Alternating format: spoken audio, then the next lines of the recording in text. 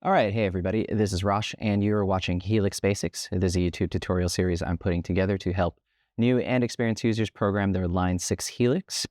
So a little about myself. Once again, my name is Rosh, and I build and program guitar rigs out here in the LA area, as well as online.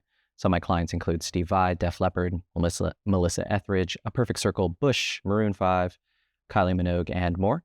And I wanted to give back to the Helix community to help new and experienced users program their Line 6 Helix Floor. So if you've been watching this YouTube tutorial series, you notice that I definitely put up a lot of fractal audio content up, including content for the FM3, the FM9, and the XFX3. And so one thing that a lot of people don't know about me is I program all the modelers out there on the market, including the Quad Cortex, the Kemper, all the fractal products, and in this case, the Line 6 Helix. So there's a lot of best practices that transcend whatever modeler you're using, a lot of tips that are going to work across pretty much any modeler, regardless of whatever brand it is. And these will help you get the best tones, both live in the studio, at rehearsal, and wherever else you may find yourself. So this video is going to be related to the previous video where we made a basic rock lead preset. This time we're going to be just doing it on HX Edit rather than on the front panel. So here we are in a factory preset. And what we're going to do is, of course, navigate to one of our user set list so that we can use a blank preset. So I'll navigate to user 3 there.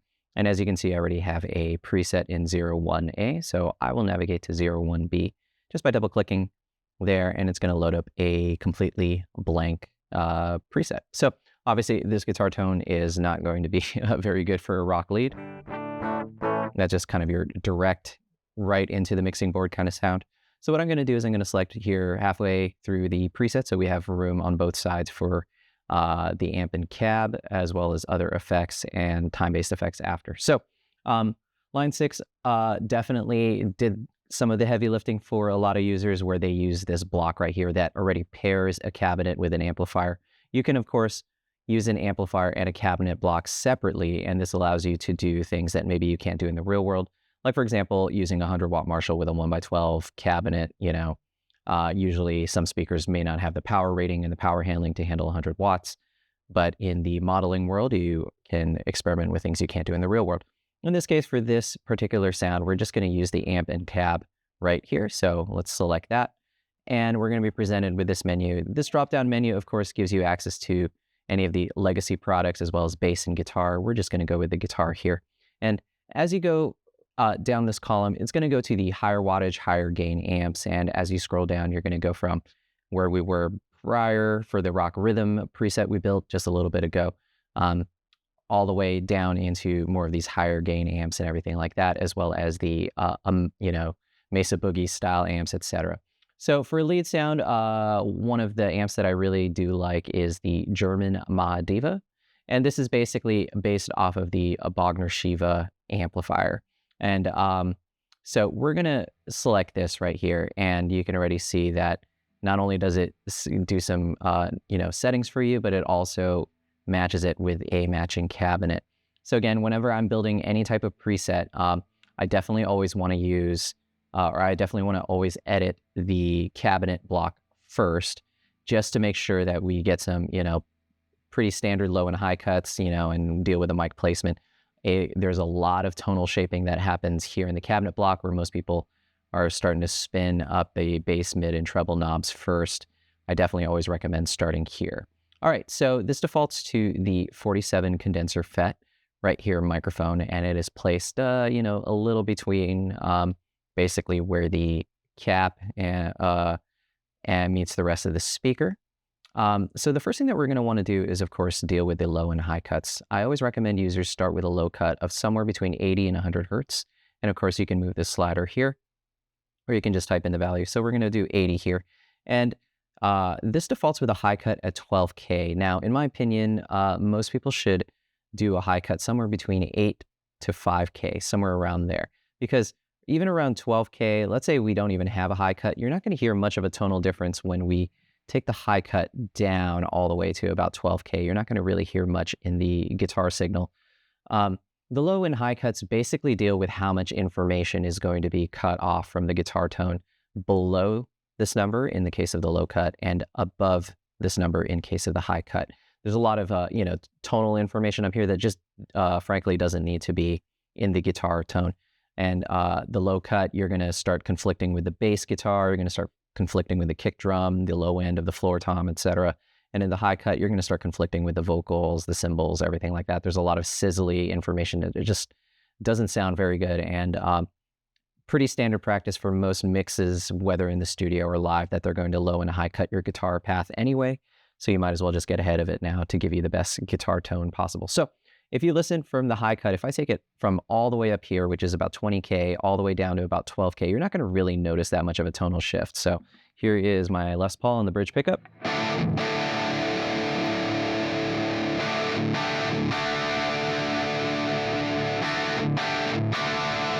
So as you can hear, there's not really that much of a tonal change here between 20K and 12K. Now, where you're going to start noticing some of the tonal shift of the top end disappearing is somewhere in the 12 to 10 to 8K range. So if I go from 12K to 8K, you're definitely going to hear a little bit less sparkle in the top end.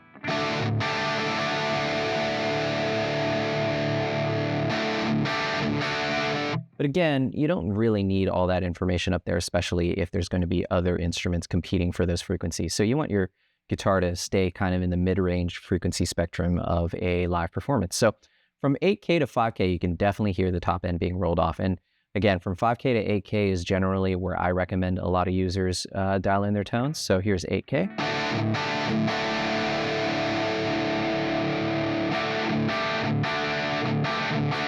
So you can definitely hear it, the tone gets much darker from 8K to 5K. And again, depends on the context of what you're doing. So to my ears, somewhere around 7K seems to be pretty good for this type of tone.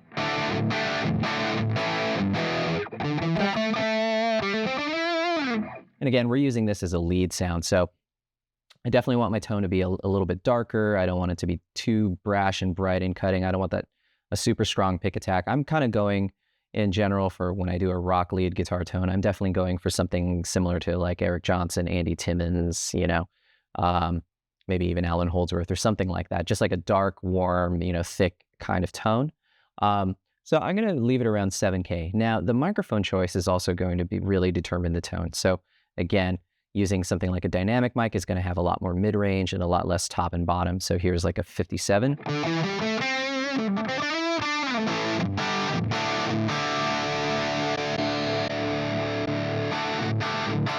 And you can hear all the mics have a different tonal characteristics. So the dynamic mics are going to be more mid-rangey.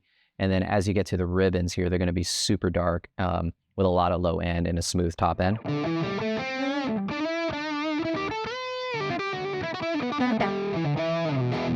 And as we get to the condenser mics, these are going to have just kind of a little bit of everything. It's going to have not even, but just like, some top end, some mid-range, and some low end, but they're definitely going to capture a little bit more of the frequency spectrum.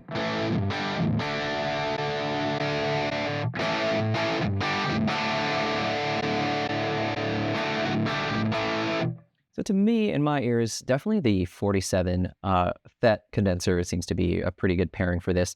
In the future, you can definitely use the dual cabinet to start pairing different microphones, but for this particular tutorial, we're going to stick with just one microphone.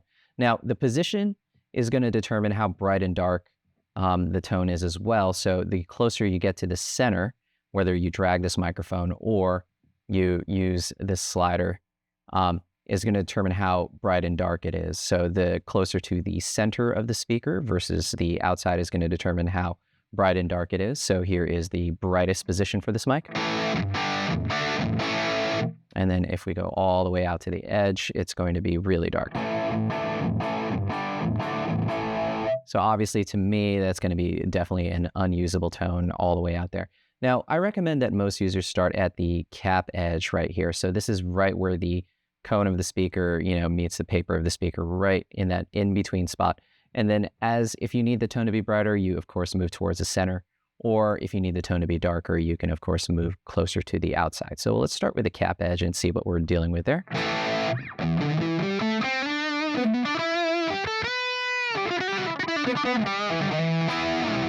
Okay, so it's a little brighter than I wanted, so I'm just going to slowly move it right around here.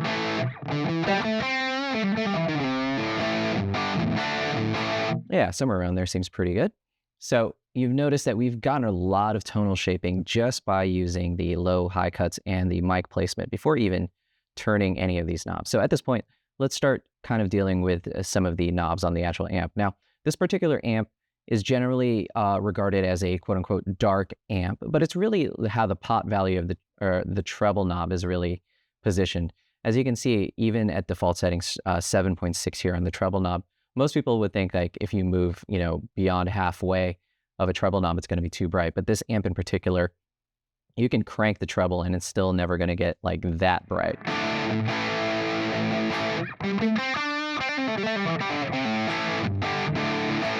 So for me, that's what makes this amp really useful for lead sounds, because, I don't want something that's going to be super cutting, and especially if you're playing really high up on the fretboard, you don't want those notes to be super shrill. So we're going to go back to maybe around the 7s here, and I'm going to crank the mids up and crank the bass up a little bit. Now, in terms of gain, this amp does have, can get pretty gainy. But again, we're going for a lead sound with this particular preset, and what I generally recommend for most users for a lead sound is using, an overdrive pedal hitting the front of an amp that's already got some distortion on it. And then so the balance between those two things, we're going to boost the front end of this amp to get more sustain, a little bit more gain, etc. So this is going to be probably a good point of where we want the gain to be set.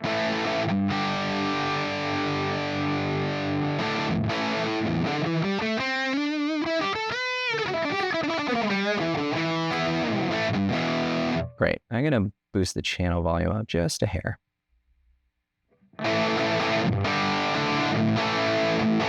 And I'm going to boost the master volume up just a hair. All right. So now that we've got, our basic tone here, again, this is going to be a lead sound. So we're going to be hitting it with a distortion pedal. But first, let's get a reverb. It's pretty dry.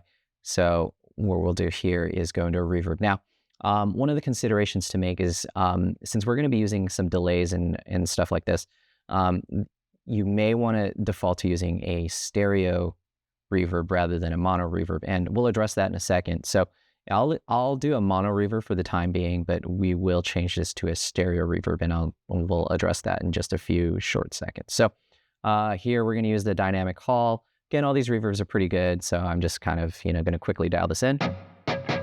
Okay, we don't need that much of a mix, and we're going to go down to here. Oops, that's the damping. We're going to go down to here. Great. And then now you notice that with my volume knob up, there's a little bit of a hiss. So of course we can turn on the gate. The gate is here over in this multi area, and the threshold, and the higher you pull this threshold up, the more the note is going to be gated.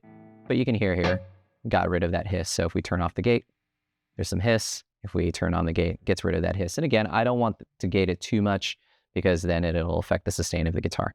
All right, so now that we got an amp and a reverb here, the key, in my opinion, for a lot of lead sounds is really boosting the front of the amp with a distortion pedal. So we're going to click right here in this empty spot right in front of the amp, click the distortion. And I generally tend to favor the Tube Screamer type pedals as a boost for the front end of a lead sound. So we're going to put the Scream 808. And in my opinion, the real key to getting like a nice, thick sustain is actually turning the gain all the way off on these pedals and then turning the level all the way up to 10. So what we're doing is we're really hitting the front end of this amp super hard with a distortion pedal. So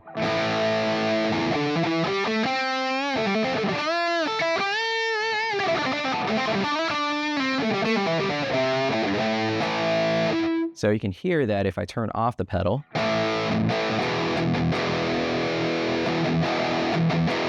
what it's doing really is it's chopping off a little bit of the top end and a little bit of the bottom end, and then also adding a little bit more sustain. So here is the note without the pedal. And then if I turn on the distortion,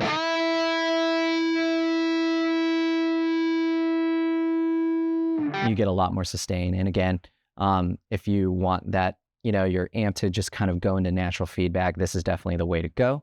And again, we're just boosting the front end. Now, if you need a little bit more gain, you can start adding a touch of gain here, but I think this is probably going to be plenty of gain for me.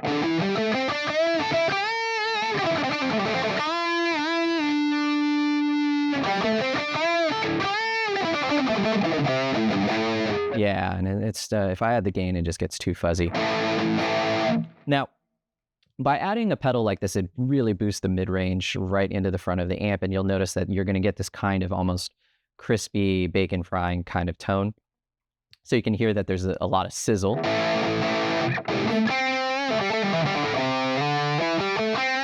As opposed to without it.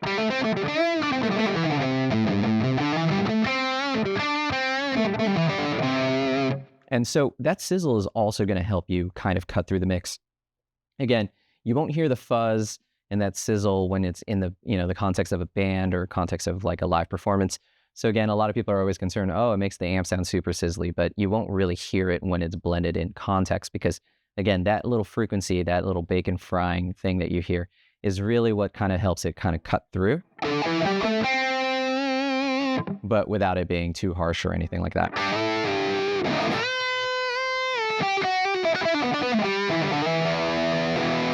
And I think we can probably dial back the tone a little bit. And of course, I'm going to just actually pull back the treble and the presence just a hair.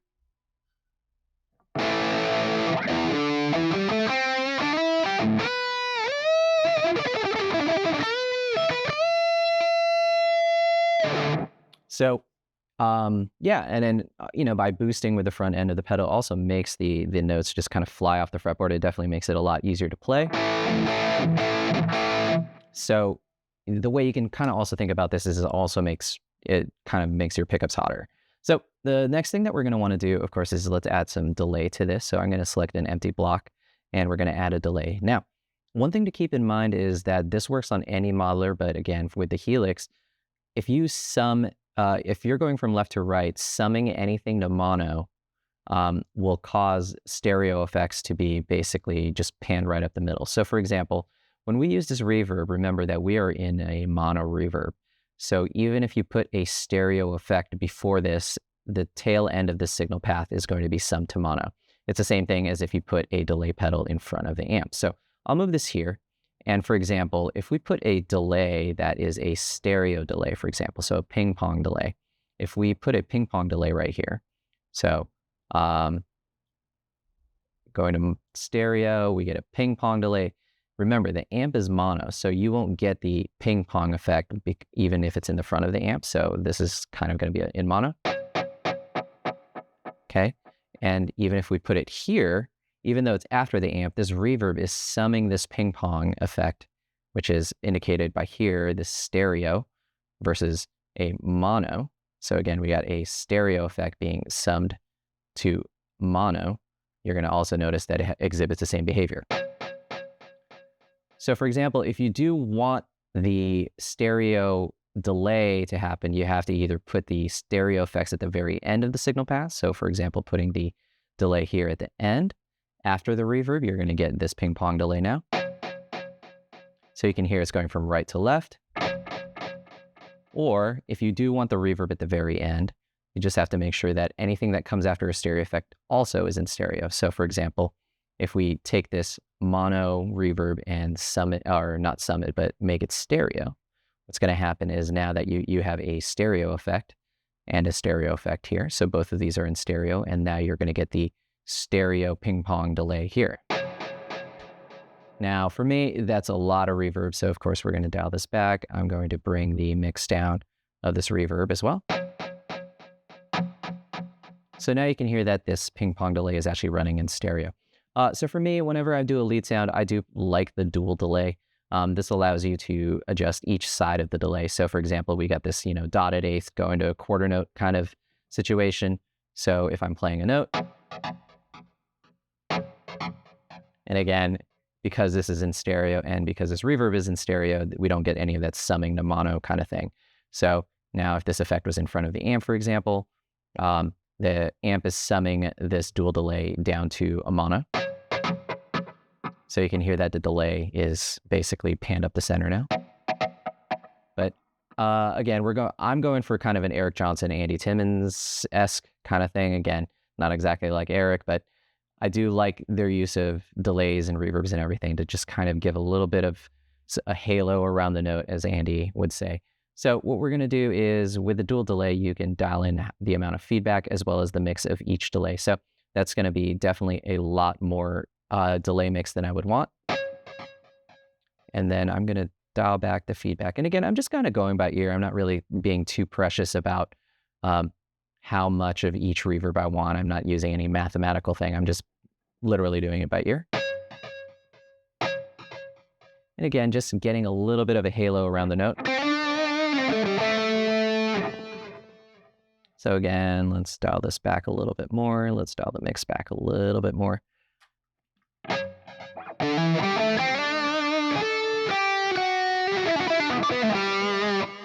And now one of the tricks is that the low and high cut determine how the echo repeats. It's basically like an EQ, but only for the echo repeats. So for example, with no low and high cut, the echo repeats are basically almost the same EQ as the regular note. So what we want to do, of course, is start low and high cutting the echo repeats as well. And you're going to notice that, for example, if we bring this high cut way down, the echo repeats are going to be much darker. Now let's bring that down even more.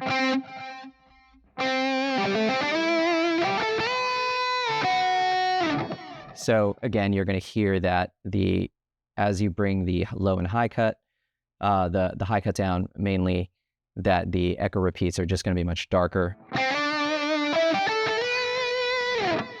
And they just conflict a little bit less as you make this darker.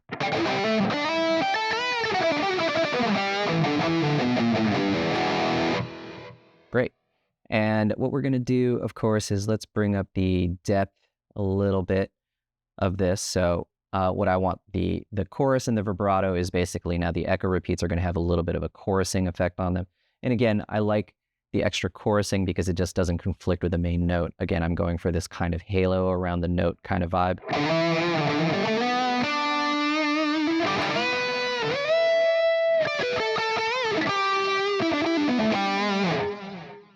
Let's do that even more. And again, I'm going to bring the mix down even more on these. Again, just a little bit of extra halo goodness around the note.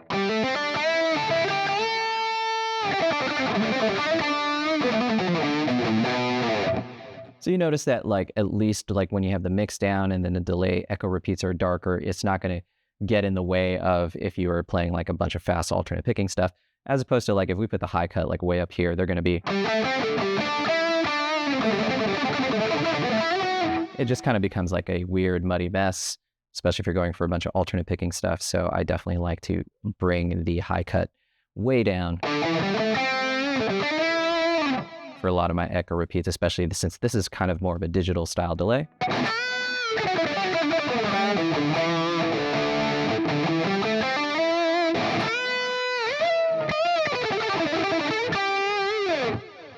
Great. We can probably bring it back just a hair. Whoops. And I don't want to mess with the speed. So let's do this.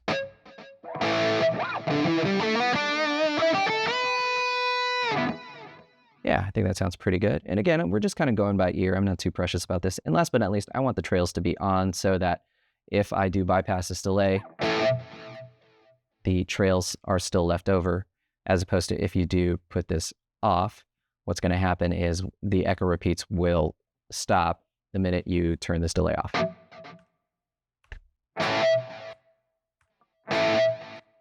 So you hear that, that's kind of an annoying behavior. I'd rather have them on so that if I play a note and I turn off the delay, there's still some echo repeats.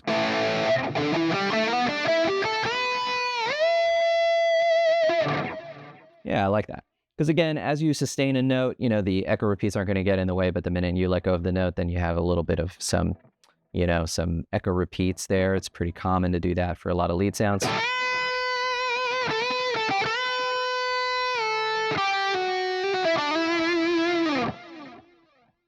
So you hear a little bit of just that sustain towards the very end. And it also allows you to transition from out of a lead sound back into a rhythm part, as a lot of songs do. So at this point, this is a good place to, of course, name this preset.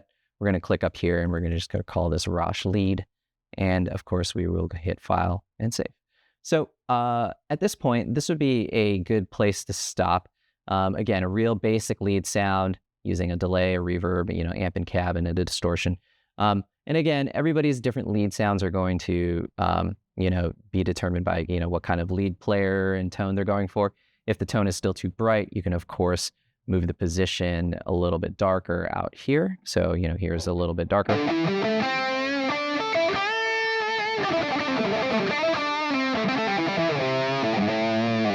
You can, of course, drop down the high cut even more if you want even to darker.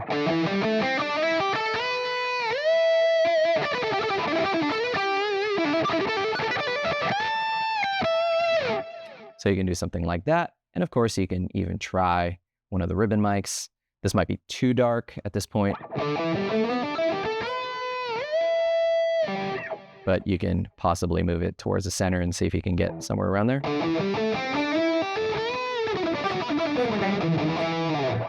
But I'm not a real big fan of all that. I think what we had at the beginning of there seems to be fine. So again, I didn't save it. I just double clicked on the preset and it defaulted back to where my original settings were. If anything, I might just move the microphone just a hair further out.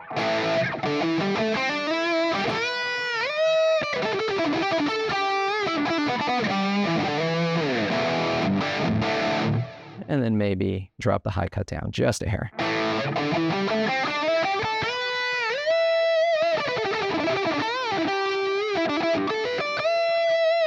Yeah, big fan of that. So we'll save that at this point and we'll wrap this tutorial up. Thank you so much for watching. I really appreciate it. If you guys need any one-on-one help to program any of your Helix or other modelers, by all means, feel free to reach out to me and I'll see you next time. Thanks for watching. I'm falling with you, I'm standing with you, God.